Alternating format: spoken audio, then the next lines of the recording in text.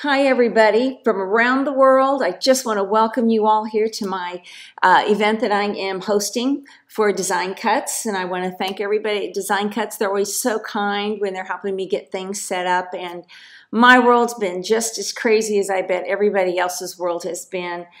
Seems like we're dealing with the normal struggles of life, and now we're throwing in this coronavirus, and everything just seems so magnified and so much more difficult.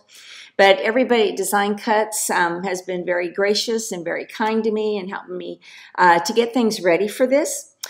So I just wanted to give them an extra shout out, and I want you guys to know they are just so awesome there at Design Cuts. So anyway, I'm really excited to share with you today some of my favorite photo editing techniques. And today I'm going to show you how I take one of my rainy day drippy drop overlays and put them on top of a photo so it looks like that the subject is looking out of the window, or maybe you're looking out the window into a scene. There's a lot of things you can do with this that's really fun. You can add them to layouts and you can add them to photos, and today we're going to add it to a photo. So I want to introduce you to this young lady here that's very beautiful, and she's so sweet. Her name is Grace. Now, I kind of feel sorry for Grace. She's a high school senior, and she's not going to be able to do all of the fun stuff that most seniors get to do at the end of the school year. So my heart really goes out to all the seniors this year and the disappointments that they're going through. So what I'm going to do is I'm going to put my overlay on top of this, and I'm going to turn it from this plain photo, which is a good photo of Grace. She looks fabulous, but I'm going to turn it into something that looks like this. So we've got the window over it, and I'm going to take just this plain overlay and give you some fun techniques that I use so that it comes out looking really good for you. So we're going to move over to my next tab, and we're going to get started with these techniques. So I'm going to begin by clicking on the lock over here on the layers palette. And I want to remove that, and I want it to become a layer, not the background, but a layer now. We need to convert this layer to a smart object. So let's come up here to Layer, go down to Smart Objects, and go over to Convert to Smart Object. Now, as I work through this, you will see the benefits of doing it this way by converting it to a smart object. So let's duplicate this layer, and the easiest and fastest way is to hit the Command J or Control J, depending on what kind of a computer you're on. And I am on a Mac, so I will often tell you the Mac shortcuts, but I will try to remember to tell you how to do the PC shortcuts, because, like, for example, on the Mac it's a Command J, but on a PC it is Control J. We're going to name this layer Blur. And now we're going to blur this layer. So let's go up to Filter, go down to Blur. Now you can choose two different things here. You can choose the Gaussian blur, or you can choose the box blur. Now the box blur you might not be as familiar with, but I'm going to use the box blur because I really like the way it looks. So I'm going to open that up, the box blur, and I'm going to set it somewhere between, that would be too much, so probably about 45, maybe somewhere in there. I'm going to set that. I would suggest you set it between 35 and 45, 50, somewhere in there. So we'll click OK because we're done with that. Now I want you to come over here and look at this layers palette again, because now you can see the importance of why we made it a smart object first. That smart filter now that we have here, if I double click on the box blur, it is now editable. Editable? Anyway, I can edit it. So you double click, and it might be a right click on your mouse, but I'm going to double click that, and now the box blur comes up, and I can go back and I can change the amount of blur on this if I just think it's too much or if I think it's not enough. So you can change that. Now I'm going to cancel that and leave it as it is, but I just want you to know that's just one of the reasons why you want to go to Convert to Smart Objects. Now let's add the water droplet overlay. Some people like to use actual photos of looking out a window, and they take the rain on the photo, and they take the drips and drops in the rain that's on that window and take the photo through that. But you have to remember, when you do that, you get everything that's behind it. Maybe that's trees that are outdoors, or colors or lights or different things that is behind that. So what I have done here with my overlays that you can get here, I'm selling them at Design Cuts, is they're plain. They have nothing behind them. I took them on I put some water on a gray background and adjusted it so that you don't get any colors behind it. So I'm going to drag this over, and I'm going to place it on top of this photo, and I am going to adjust it just a little bit, the size of it.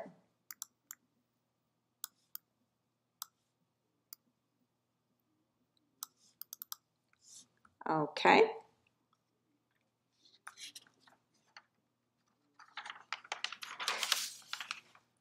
Okay, let's go to choosing a blend mode.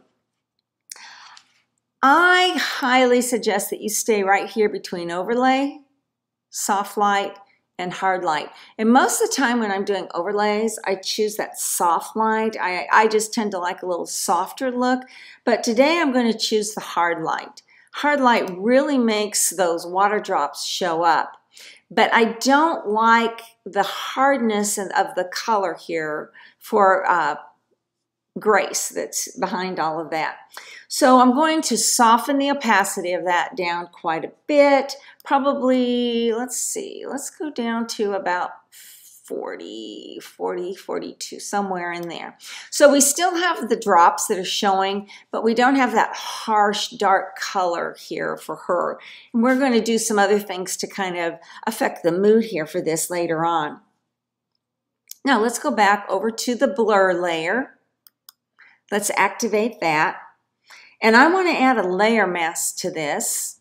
So let's click on this little icon down here at the bottom, and we're going to create, excuse me, not that one, this one.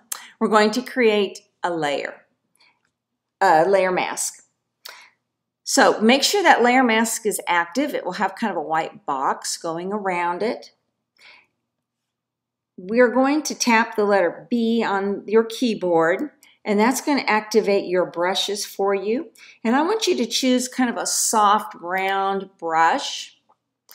And you go to your brush settings, and you can choose a soft round brush. Make sure that the spacing is all the way to the left, about 1%. I want the flow at 100%.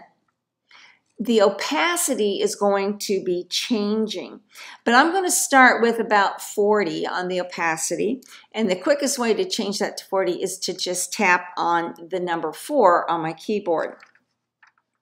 I want you to make sure that over here on the left, your 2 box colors, your foreground color is set to black, and then we're ready to start masking this out. So we'll just start at the top.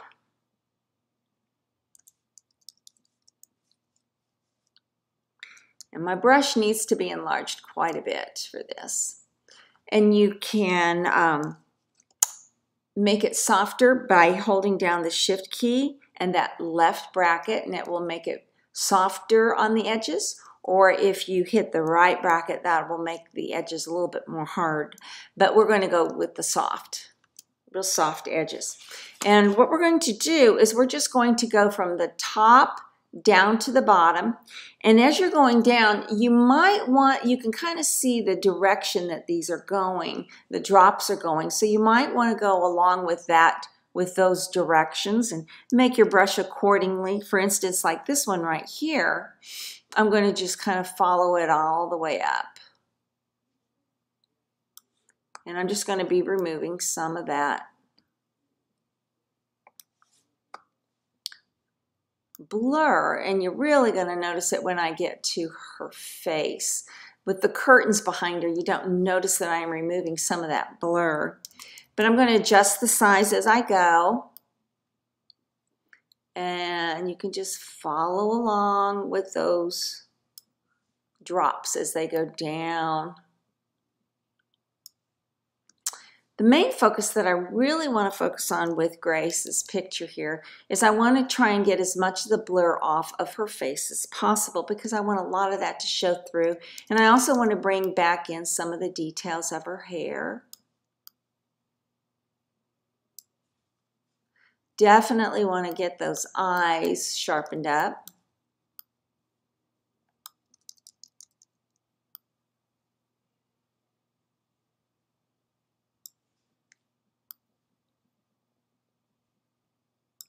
So along with the eyes, I also think it's very important to make sure that you get a lot of the blur off of those lips too. So you just keep working through that, bringing in some of the sharpening that you want to do. If you find that you don't want a certain area sharpened, like maybe I don't want her dress to be that sharp, I'm just going to hit X, and that will bring the white color to the foreground. And then I'm going to go back and I can just brush on top of that and brush that out so that it becomes blurred again.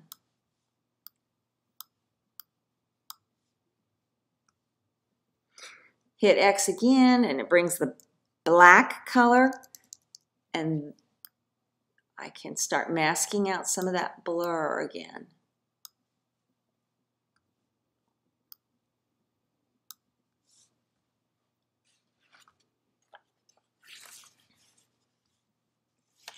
Now, before we go on, I want you to take a close look at what is blurred, what is in focus, and what is blurry, and adjust it accordingly. You know, for instance, I might want to bring back some of her necklace. Maybe it's just too blurry, so maybe I want to bring some of that back.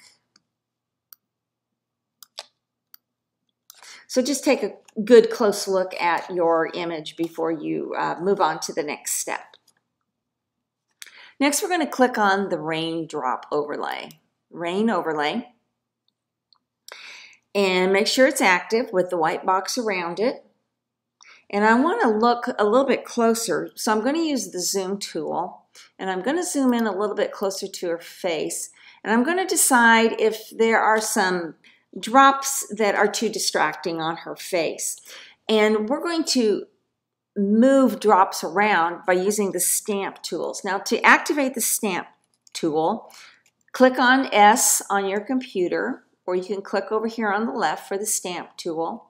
I have a soft brush with a soft edge chosen, and the opacity is at 100% and flow is at 100%. And what I'm going to do when you're using the stamp tool, if you've never used it before, you have to hold down the Option key, and that would be the Control key on a PC. Then click over an area that you want to duplicate or remove. And so, for instance, I don't really like this water droplet that's on her eye right here.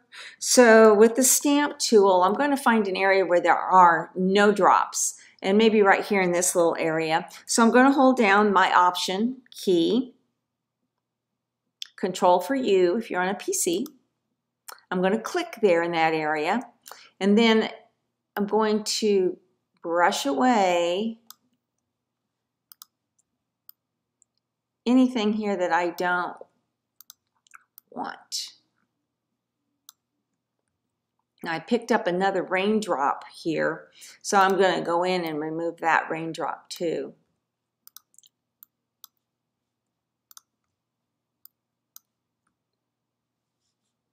And I'm going to check this eye, and I see there's some drops there on her eyes that I don't want.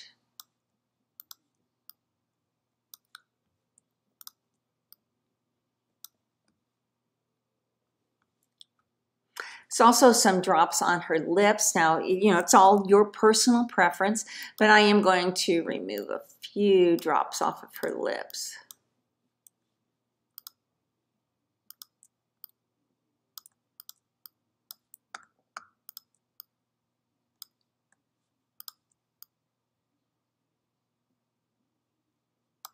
And then I want to bring in some drops. I thought it might be fun to look like one of the raindrops.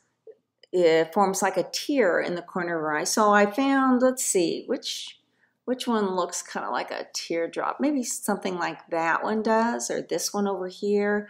Okay, I think I'm going to go with this one. So I'm going to hold down that Option key or Control key, and I'm going to click on the top of that. And you can kind of see where what it's going to look like, so you can have an idea where to place it. And then I'm going to brush that drop right there in the corner of her eye. So it looks like she has one there. I'm not sure if I like that one, or maybe I could find one that's dripping down more. Oh, I don't know. I think it's okay. Don't really like the one here in her eyelash, so I'm going to remove that one.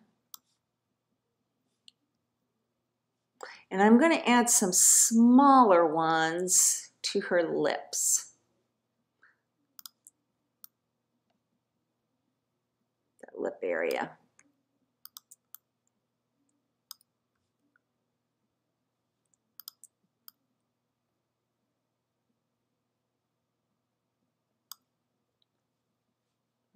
Let's remove that big one.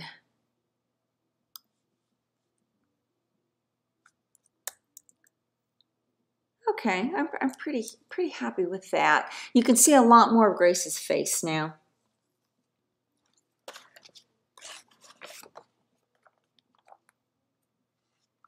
So let's just take a look at this. I want you to see, I'm going to turn off the blur layer. And I want you to see how sharp everything looks and how much more realistic it looks with the blur, as she is really looking out of a window. It has a very nice soft blur to that. Now, before we move on, I want to give a couple of quick tips to you on how to really make your photos look really awesome, and some little things you can do to them. So right above the blur layer, so I've got my blur layer active, I want to add a curves adjustment layer. Now this curves adjustment layer, I'm going to go pretty light by pulling it up from the middle. Okay, and it's way overdone, but we're going to bring in, and we're going to be selective about the brightness that we bring back into the photo. So I need to turn that mask off. I want to hide all of the mask. So if I click on over here, I click on this box here, which is the mask, I can come down here to invert that mask. And then now that mask is completely blacked out. So I make sure that I come back over here and I change my top color to white. I get a brush by clicking on the B. It says the opacity is 40%. I'm going to move that down to about 20% by clicking on the 2. And now I like to kind of take a second to look at where I think the light is coming and hitting Grace. And as you can see, the left side of her face is a little bit brighter than the right side of her face. And I want to really kind of accentuate that light that's coming in on her my left side. So I'm going to just kind of brush in on her left side a little bit, some brightness.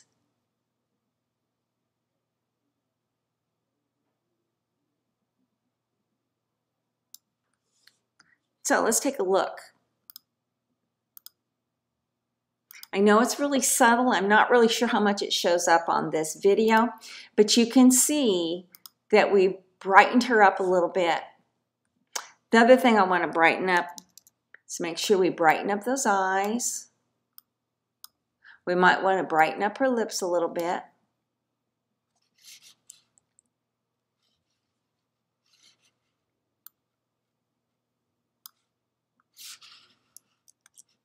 I'm going to have to move that brush down quite a bit, the size of it. Okay. All right, I'm pretty happy with that. Now I'm ready to tone the whole thing, to tone the picture. So I want it to be more moody, more blues in it, bringing out maybe kind of a blue feeling to this page, to this photo. So I'm going to go to the adjustment layers, and I'm going to choose on a gradient map. And I'm going to click on that big rectangle box, and I have pre-made my gradient. Now when you click on that box, you open up what's called your gradient editor. So I've got that already made, and if you want to, you can play around with it yourself on what kind of colors you'd like to use. You just kind of click on that, and then your color picker will open up, and you can adjust the shades of what you want to use, which really are kind of fun and shows you some different things you can do. But I'm going to cancel that. I'm not going to change anything. Oops, let's go back, choose the one that I saved, click OK. And I'm going to change this to multiply. It gives it a very deep, rich color to me. But the problem is, I don't like her skin to have all that blue in it and all that color in it. So I need to go in and I need to remove some of that. So that's again where you use your mask. You want to set the color over here so that your foreground color is black. Press your B to get a brush. And I've been using that soft brown brush. And I'm going to up this to about 40%. And I'm going to brush away some of that blue. Now you have to be really careful because I've got such a soft edge to that. You don't want to go out beyond her outline. So I'm going to bring that brush down a little bit, and I'm going to go over her again.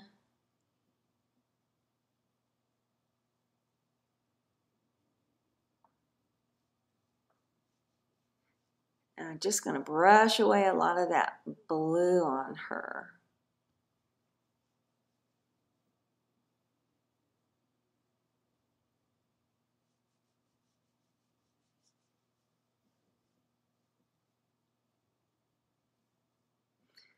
And I try to get as best as I can to the edges. You know, if you're doing this for a client or for yourself, you might want to take a little bit more time and get those edges. Now I noticed I went a little too far off of the edge here. So all I have to do is tap the X button on my keyboard and it changes to white, and then I can go back in and remove a little bit of that. And I don't really mind a lot of the color of the blue being here on this part that's kind of back away from her face, which is going to be closest to this window effect. So anyway, I've got that done, and now I'm ready to add another layer. And just for fun, I thought we would add some bokeh behind it. And I use my bokeh brushes, and there are quite a few brushes on here to choose from. There's 12 of them. So you can kind of decide which brushes you want to use. I've got some really big ones in there. And then I've got some that are much smaller and numerous, such as something like this one. Those are smaller brushes. Now, you can enlarge them or make them smaller by using your bracket keys, your left and your right bracket keys. The bokeh that I have chosen right now is, I'm using the color white, but I think it might be better, I'm going to hit delete that.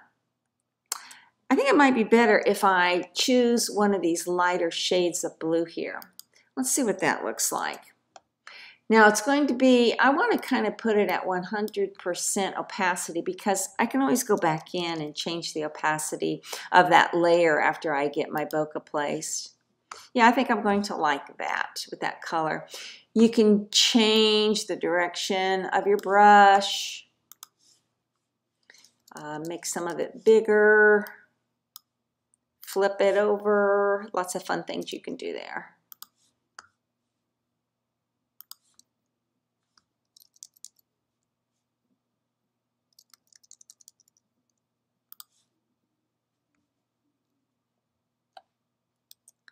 All right. Gotta go get another brush. Let's see here. Oh, let's use this one. I like that one because it's a little bit smaller. I kind of wanted a little bit on her hair.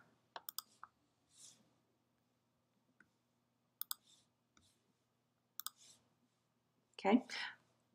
Let's change the opacity of that. Let's bring it way down so it's very soft. You could even add a blur to that if you wanted to blur that out a little bit more. Now, I don't like the bokeh on her face, and I did that on purpose because I can always go back in and mask it out. So we're going to mask it out, and we're going to use a soft brush. Let's see here. Just our soft brush, and it's going to be at, let's bring it down to about 50% with the soft edge brush, and then we're just going to mask it out. So the mask is white, so we're going to need to change this to black, so the foreground color is black, and then I'm just going to start masking out a lot of these. And some of them I am going to want to keep just barely touching her in front of her. You can soften some of them. You can erase some of them completely if you turn your opacity to 0 to 100 by clicking on the 0 number.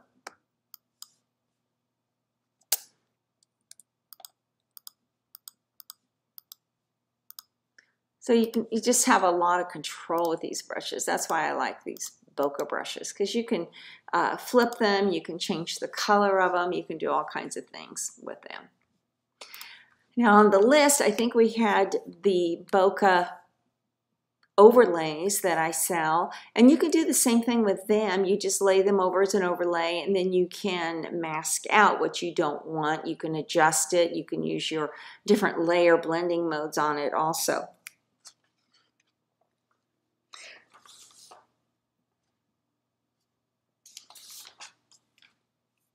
One final step that I would like to add, I'm going to add one more layer. I'm going to zoom in, and as a photographer, it's really important to me, the lighting is really important, and one of the things that I like to make sure that I get are catch lights. She has some catch lights in her eyes, but I kind of want to make them a little bit stronger, so I'm going to use white, the color white, and just a soft edge brush we've been using all this time, and I'm going to brush in some catch lights, and I'm kind of brushing over, and I'm again brushing over exactly what's already there. She has a little bit of some reflection on her lip, and I would like to enhance that also. So I'm just going to kind of brush that in.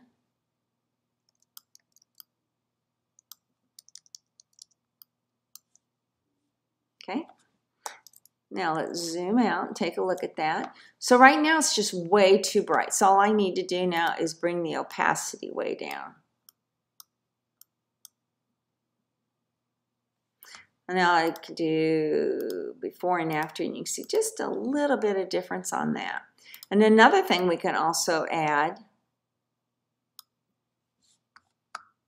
is a little bit more lightness on the edge of her side of her nose here.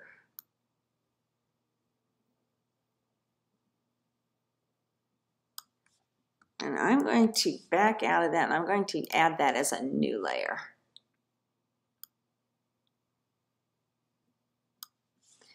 Then I'm going to bring that way, way down.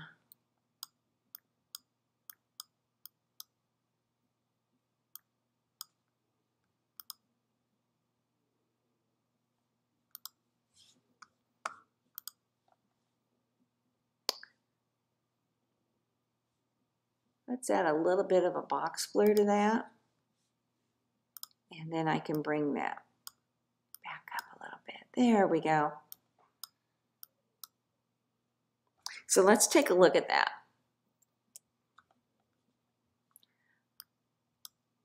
Without the extra light added, and then with the extra light. And what I love about that is her eyes pop and her lips pop. And it just brings so much more interest to everything. Her face doesn't look flat. It has a lot of depth to it. Anyway, I hope you enjoyed it.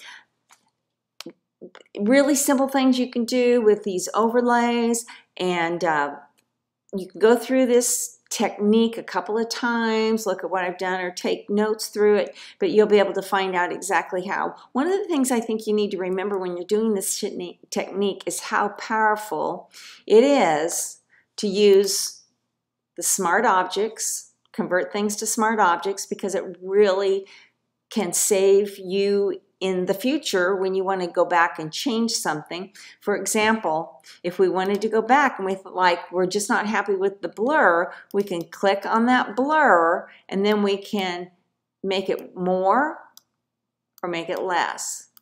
But I think where we have it is just about perfect. And then we've got lots of masking going on over here too, using the gradient and the curves and all different kinds of ways that you can do that. So anyway, I hope you enjoyed this tutorial. I hope you got a lot out of it, and maybe you picked up some new techniques that you can use. But anyway, thank you for joining me today. Bye.